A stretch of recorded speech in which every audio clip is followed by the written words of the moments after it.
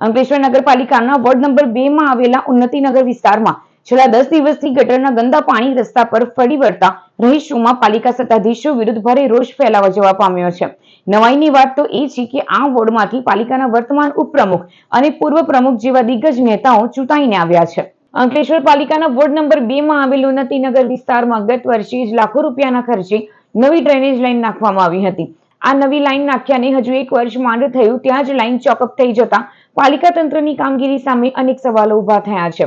રહીશો આક્ષેપ કરી રહ્યા છે કે આ કામમાં ભારે ભ્રષ્ટાચાર થયો હોવાના કારણે જ ગણતરીના મહિનામાં ગટરો ઉભરાવવાની સમસ્યા શરૂ થઈ ગઈ છે। ઉન્નતિનગરની સામે આવેલ સ્લમ વિસ્તાર અને સ્થાનિક મંદિર પાસે ગટરના ગંદા પાણી એટલી હદે ભરાઈ ગયા છે કે સ્થાનિકોએ પોતાના ઘરની બહાર નીકળવું કે ઘરમાં જવું પણ મુશ્કેલ બન્યું છે। પવિત્ર મંદિર પાસે જ નરક જેવી સ્થિતિ સર્જાતા ભક્તોની લાગણી પણ દુભાઈ રહી છે। બાળકો અને વૃદ્ધો આ ગંદા પાણીમાંથી પસાર થવા મજબૂર બન્યા છે।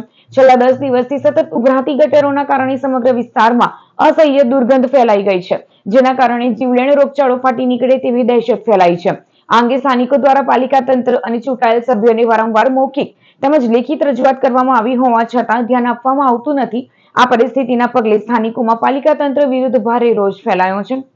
હું તારફળિયા અંકલેશ્વર ઉન્નતિનગરમાં રહું છું।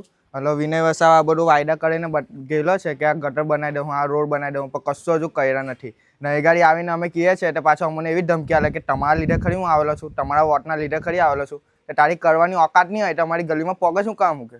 તો આટલા ટાઈમથી વાયદા બતાવે છે, આજે કેટલા વર્ષથી આવી ગટર ઉભરાય છે, રોડ નહીં બનાવતો કંઈ નહીં, તારી ઓકાત નહીં હોય તો હું કરવા તો એ ગાડી આવતો હે, તું એ તારા રૂપિયા આવ્યા હે લોકોને બંગલો બનાવી દીધો અને આ ભાડેથી આપી દીધો, એ બંગલો બનાવે એ બી ભાડેથી આપી દીધો। ત્યાં ગરીબો સાઈડ જો હવે મંદિરે બધું કેટલું પબ્લિક દૂર દૂરનું આવે છે ને લોકો વળી વાતો કરે કે આ તમારા મંદિર હોય આટલો બધો ગજવાળો, તમે તારું જ નામ લઈએ છે, ત્યાં વિનય વસાવા અમારું કશું કરતો નહીં, એ ચોર છે। અમે બહુ મોડે જ કહી દઈએ, લોકોને બી ખબર પડવી જોઈએ ને કે વિનય વસાવા કેવો છે।